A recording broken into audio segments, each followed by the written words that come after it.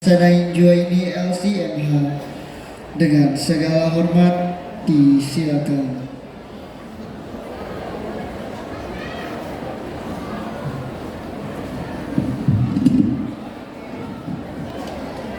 A'udzu billahi minasyaitonir rajim. Bismillahirrahmanirrahim. Bismillah. Assalamualaikum warahmatullahi wabarakatuh. Assalamualaikum warahmatullahi wabarakatuh. Waalaikumsalam warahmatullahi wabarakatuh. Assalamualaikum warahmatullahi wabarakatuh.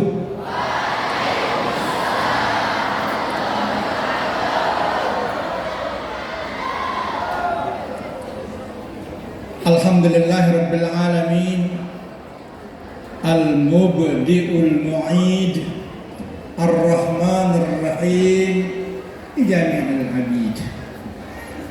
Asyhadu an la ilaha illallah wahdahu la syarika lah. Iyyahu na'budu wa iyyahu nasta'in. Wa asyhadu anna sayyidana Muhammadan 'abduhu wa rasuluh. Khairu khalqillah. Ursila basyiran wa nadhira. Rahmatan lil alamin.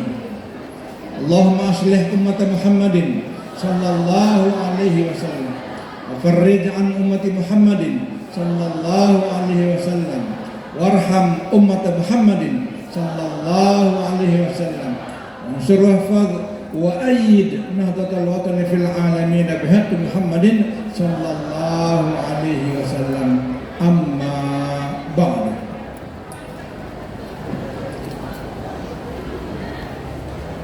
Dari sebuah pulau kecil namanya Trinidad Tobago, seorang ahli satu-satunya di dunia yang diakui oleh dunia sebagai orang paling terkemuka dalam bidang Islamic eschatology atau ilmu akhir zaman, sebagaimana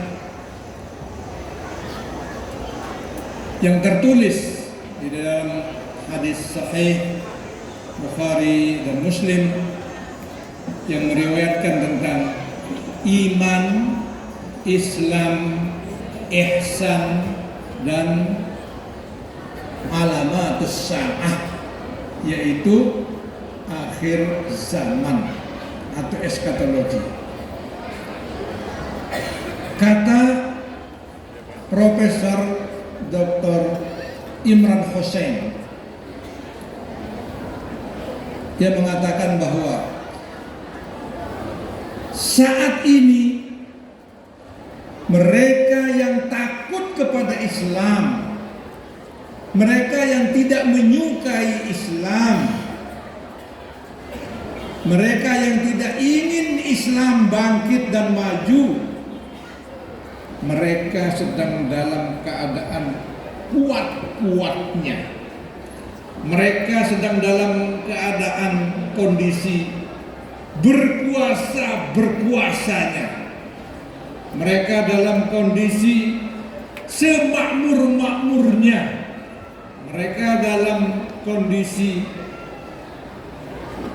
menguasai teknologi. Tapi sayang, di balik itu umat Islam sendiri mengalami 3 hal yang menyebabkan mereka akhirnya terkalahkan. Apa? Yang pertama, umat Islam salah mengantisipasi keadaan lawan mereka. Meremehkan lawan mereka, tidak mau tahu lawan mereka, tidak mengakui keunggulan lawan mereka. Sehingga yang kedua, mereka salah memilih cara untuk menghadapinya. Jadi yang pertama, mohon maaf, salah mempersepsi, salah memperkirakan, salah memprediksi, yang berakibat kepada salah caranya menghadapi. Yang ketiga, umat Islam salah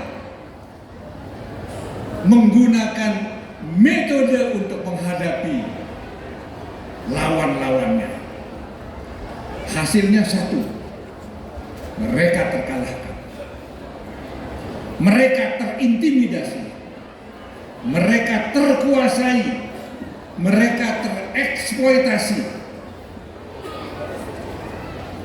Inilah tugas lembaga-lembaga pendidikan Islam untuk memperbaiki bagaimana cara kita membaca keadaan lawan kita,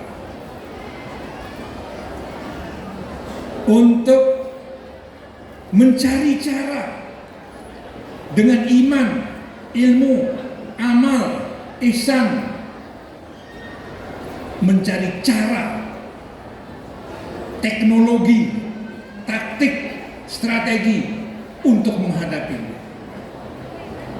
untuk memperkuat, meyakinkan, mengokohkan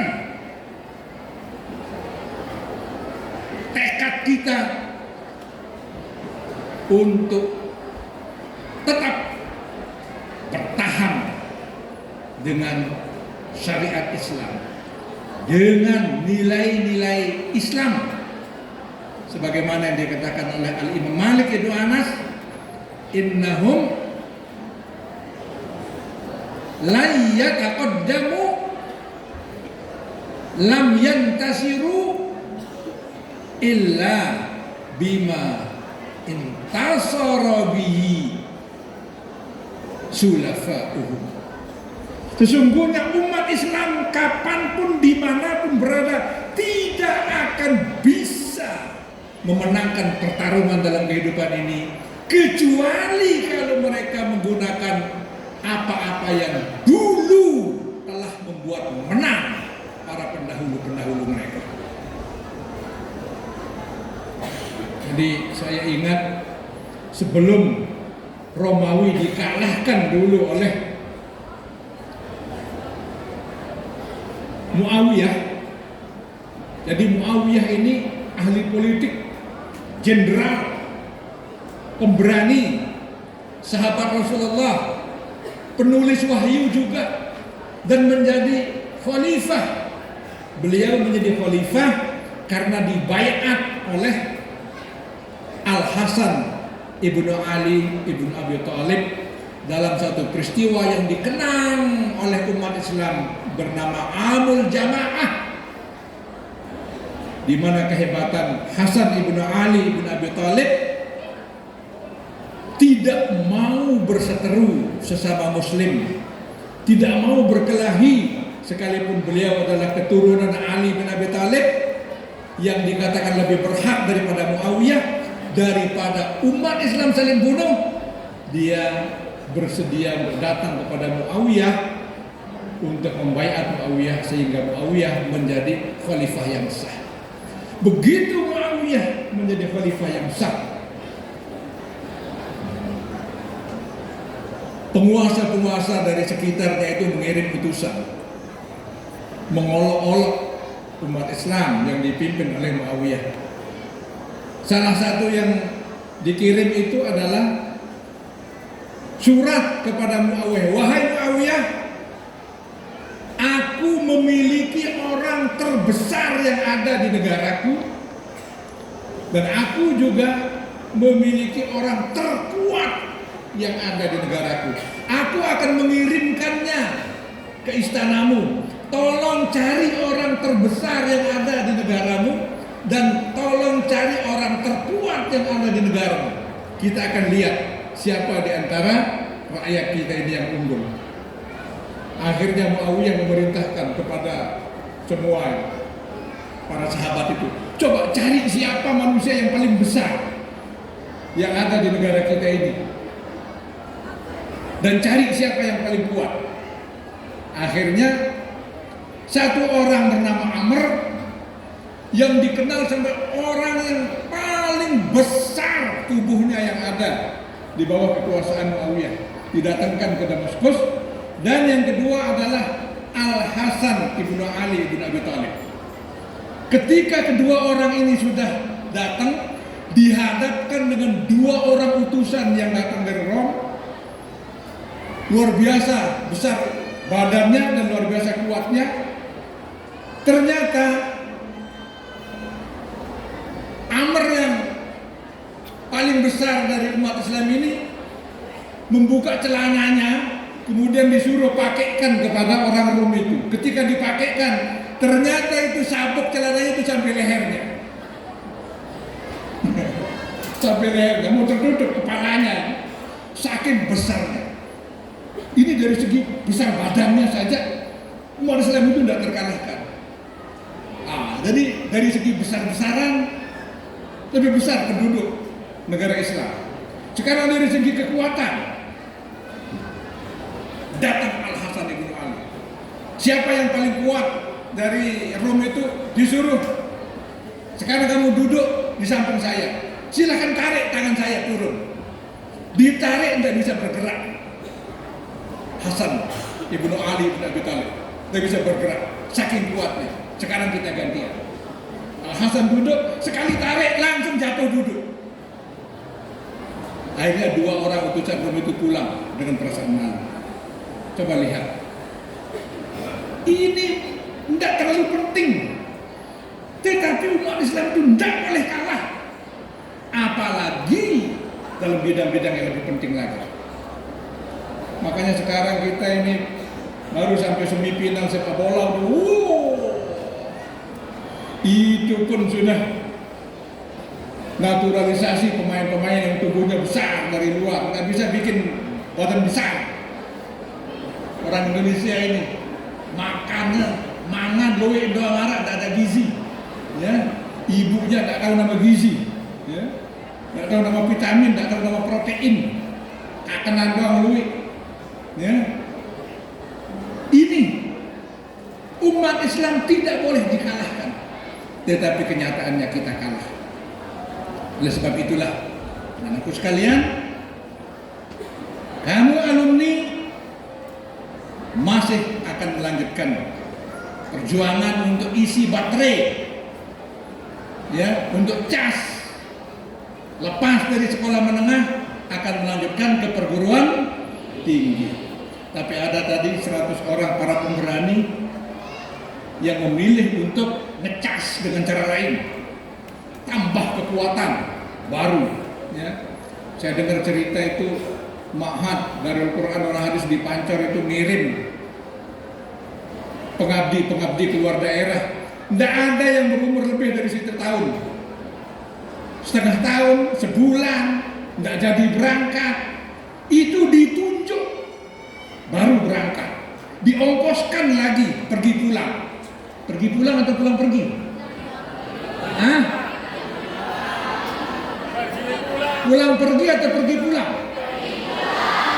Ini orang Indonesia ini suka kebalik-balik, makanya kebalik dia. Ya. Ya kalau pulang pergi, pulang dulu baru dia pergi, dong enggak pulang-pulang dia. Ya. Pergi pun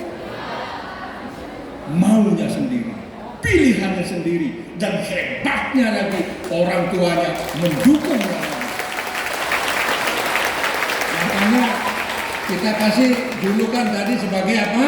Alumni plus, alumni plus, alumni plus, ya, khirij wa ziyadah, ya, khirij wa ziyadah,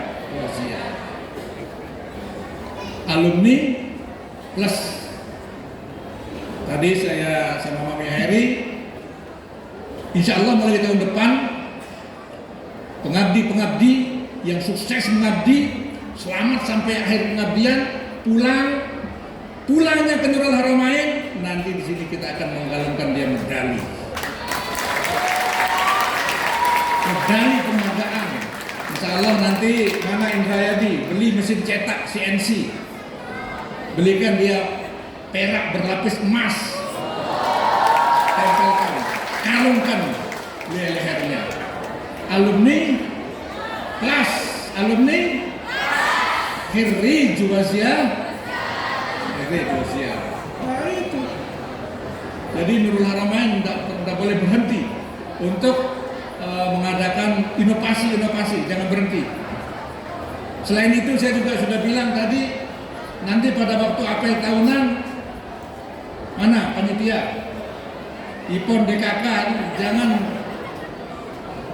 panitia pikirkan besok penyerahan benderanya itu jangan pakai baris berbaris, pakai drone,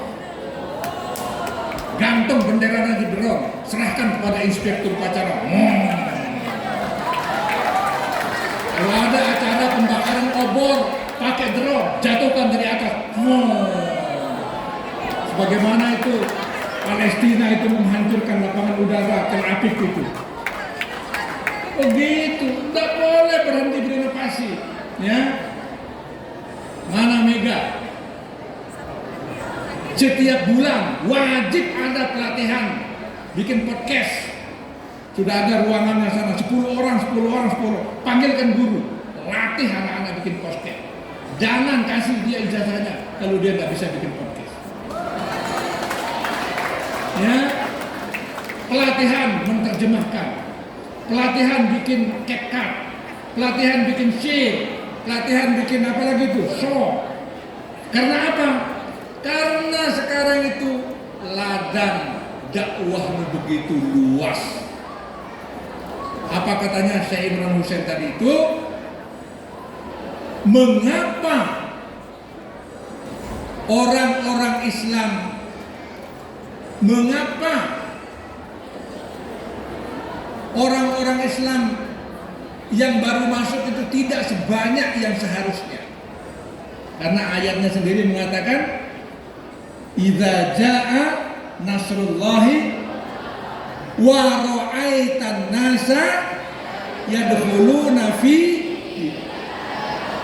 dinil, ada bayannya, penjelasannya afwajan, ya, bergrup-grup, bergerombol-gerombol, berkelompok-kelompok.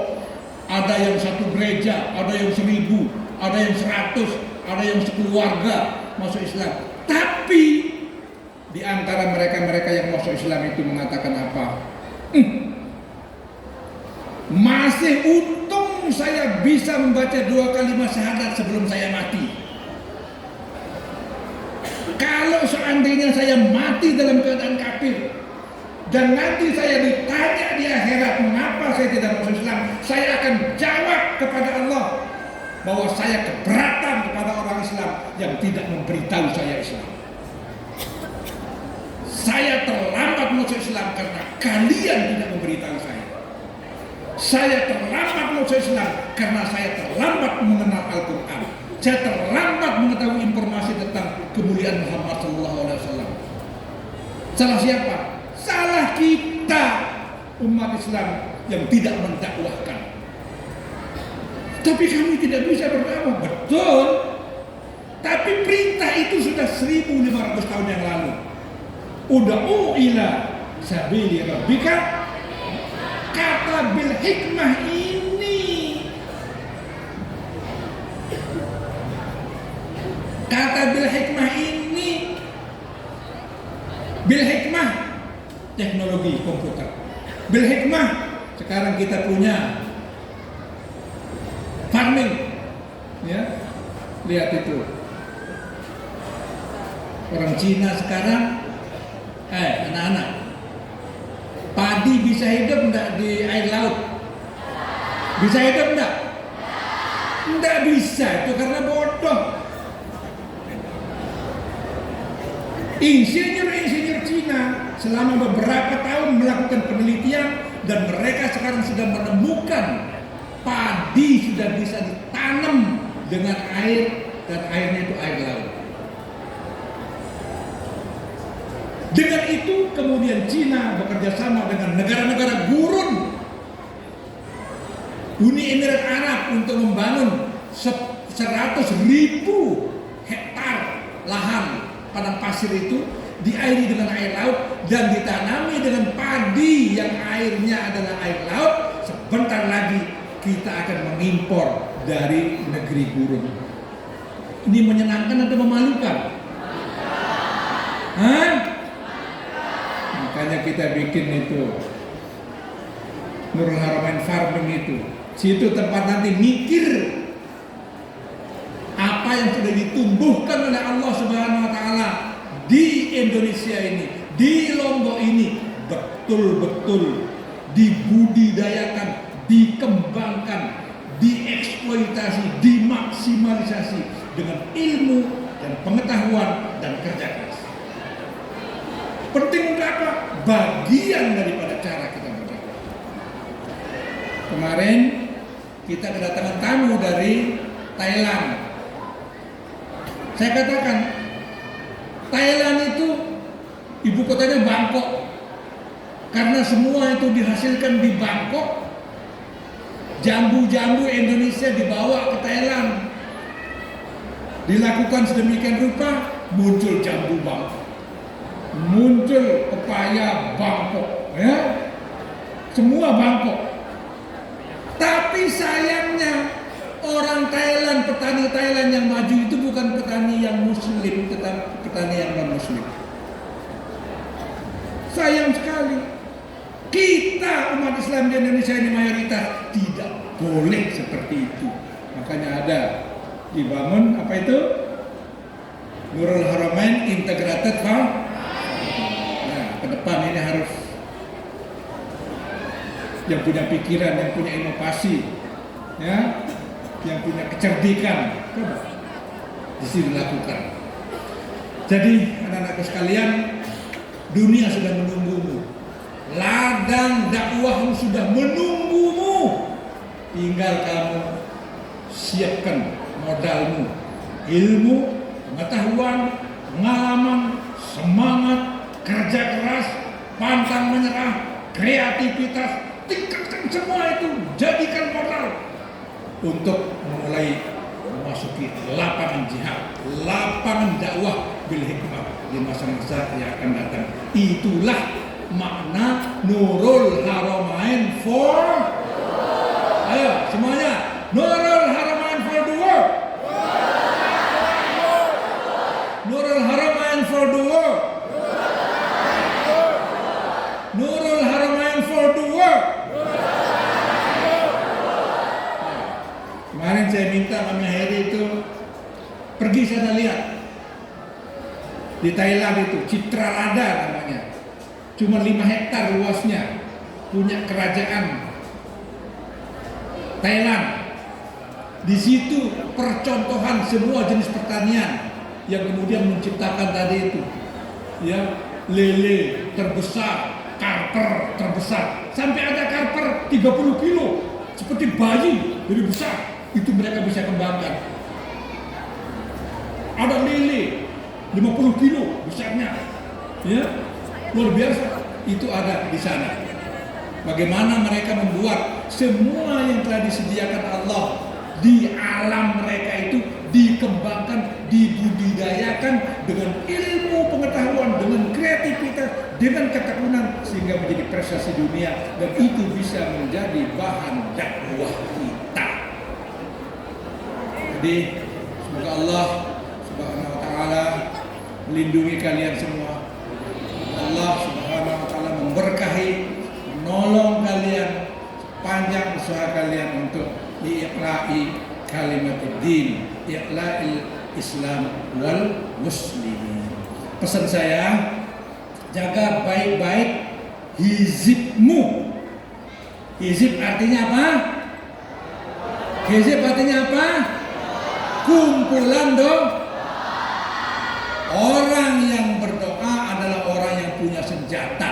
Mereka yang tidak berdoa adalah mereka yang bertangan kosong. Pegang baik-baik senjatamu, hizibmu sudah ada, amalkan. Semoga Allah Subhanahu wa taala memperkuatmu dan menolongmu. Nahdlatul Wathon, perjuangan jihad satu napas, membela diri, membela keluarga. Apa ulangi? Membela diri, membela keluarga, membela masyarakat, membela daerah, membela negara, membela agama,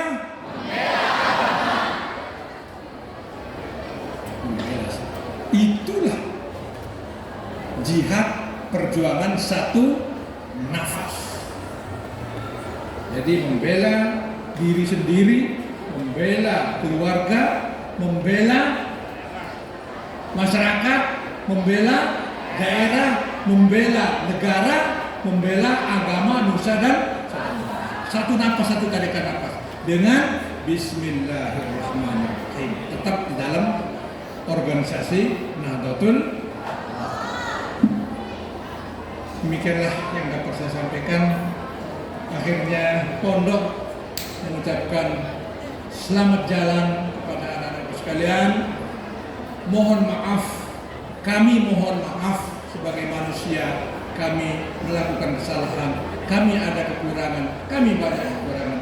Kami mohon maaf kalau ada hal-hal yang tidak mampu kami tunaikan dengan baik sebagaimana yang kalian harapkan. Kalau ada kekeliruan kami, semoga Allah Subhanahu wa taala memaafkan dan mengampuni kita semua. Mari sama-sama kita berdoa, semoga pondokmu tetap hidup, terus maju, terus berkembang, berprestasi, berjuang untuk diri, keluarga, daerah, negara, agama, nusa dan bangsa. A'udzubillahi minasyaitonir rajim.